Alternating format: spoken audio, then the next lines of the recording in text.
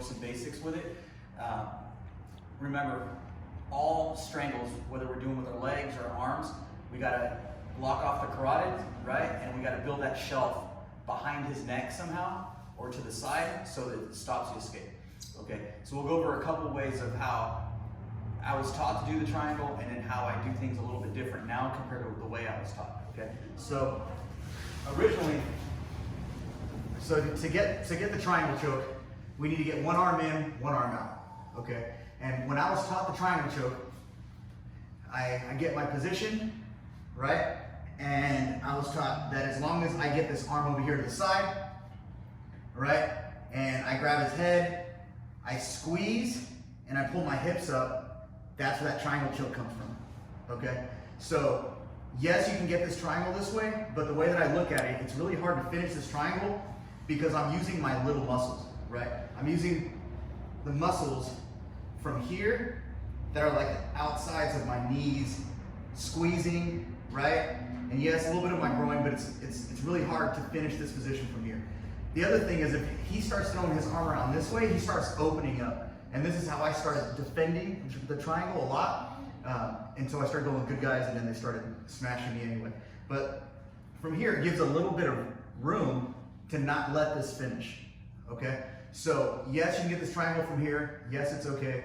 You gotta have a really good squeeze, and then from here, I'm bringing his head down. I'm not doing the triangle too much because of it, okay? So the triangle, the way that I do it, I try to incorporate the bigger muscles of my legs, and I try to get an angle, okay? So as soon as I get my position here, I start turning, right? Even if I grab here first and I come over, it really doesn't matter where his arm is, the way that I do it, okay? Because what I'm doing is I'm getting this angle and looking into his ear, okay? And I can underhook his arm, or I can underhook his legs, but what I'm doing is I'm pushing with my big muscles that are my hamstring into his neck, that carotid that I want.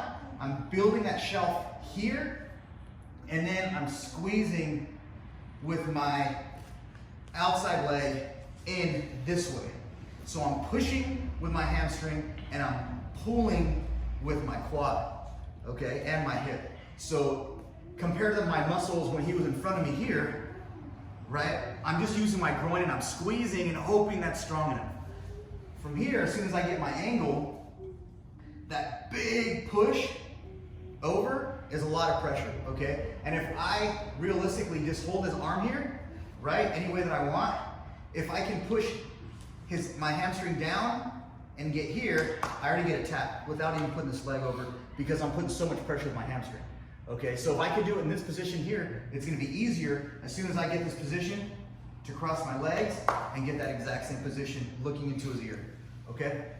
So, nothing wrong with here, except for you're gonna tire your legs out and you can be here for a while, okay? But as soon as I get my position in like a triangle here, I'm always trying to control this arm, trying to turn this angle, and then down with my hamstring, or across my hamstring, down with my shin, and then finish here. And it really doesn't take much from there to actually finish that triangle choke. Okay, so that's the way that I think about finishing it.